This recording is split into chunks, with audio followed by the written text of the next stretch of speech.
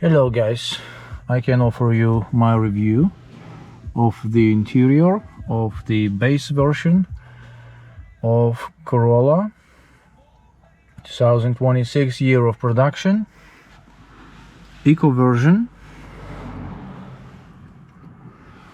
What we have inside? We have an infotainment system, one big screen with Android Auto.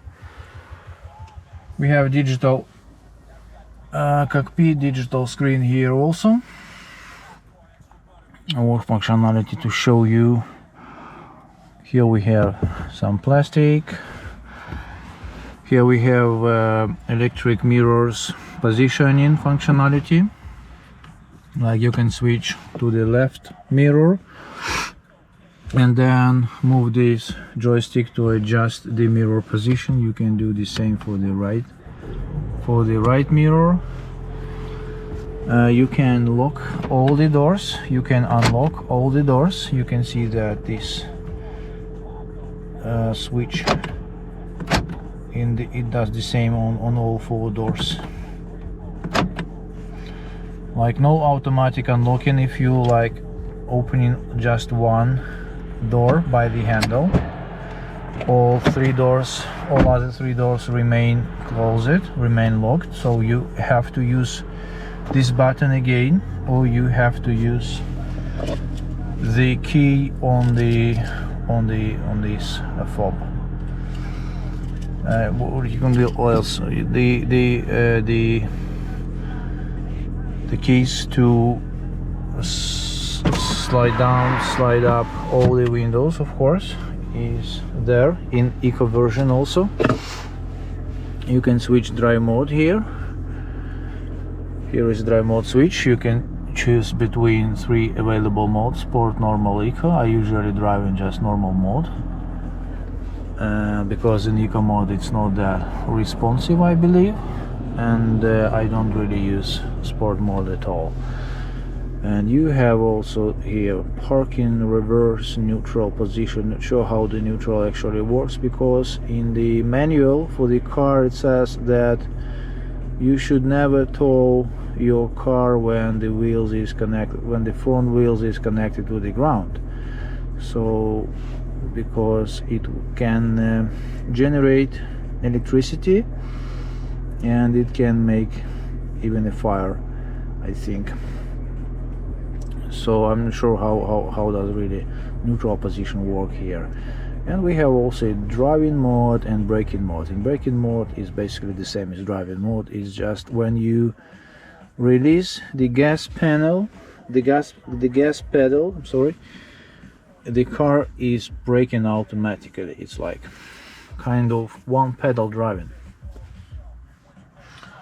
Also, what we have here, we have like two separate computers, I believe. One computer is here, one computer is here. You can even see that the time is different. On this it says, but it's probably from my connected phone by my connected phone by the Android CarPlay. That's why you see this value here, and it doesn't match the system time of the car here. This shows us that the car is in EV mode. It means that when you see this green EV label here, it means that the car is going entirely on the battery using the electric motor, and that the gasoline engine is actually turned off. What you have also here, you have like volume buttons. You have this joystick with OK button to go through the car menu. Inside you have some green leaf, and you can switch what you see here on the panel, like average fuel consumption, then some eco zones, score, cruise, start, stop modes, then some EV driving ratio is displayed to you. Then we can go here and see the car position regarding like north, south, west, like this. Then you can also switch to this tab, it will show you adaptive cruise mode. It will show you if when it detects a line, on the left of you, on the right of you, it will show you like highlighting this line here or this line here.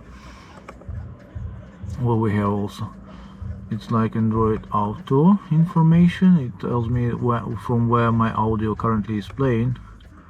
Then it can also display you energy monitor. It's like showing the energy flow here. It can also show you the energy flow here on this display. We can go out from here to the Toyota menu, Toyota software menu. We can see also on the screen like energy flows, engine.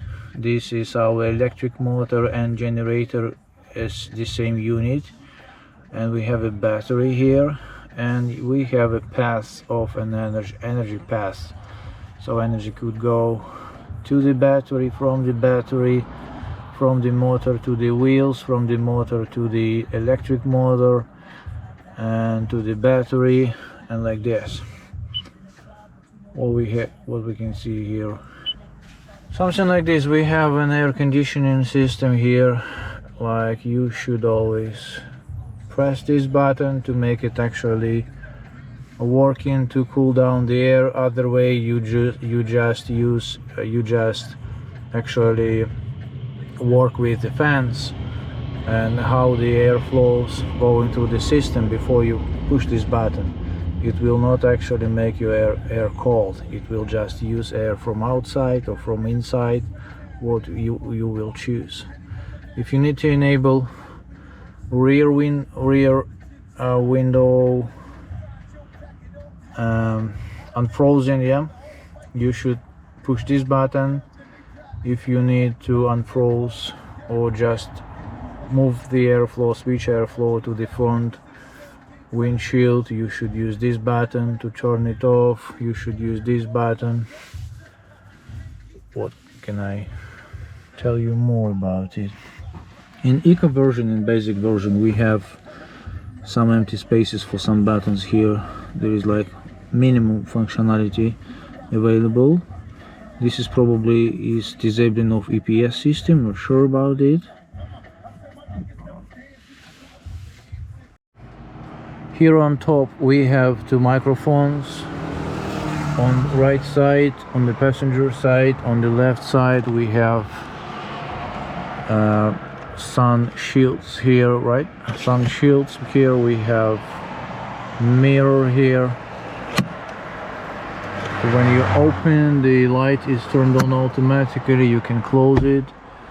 On the right side, some warning messages here, warning labels that you have to disable the airbag if you having a child seat here on the passenger side, to avoid the airbag in case of some crash, to kill the child or severely injure it. That's why there is this. Also, we have a mirror here with the light.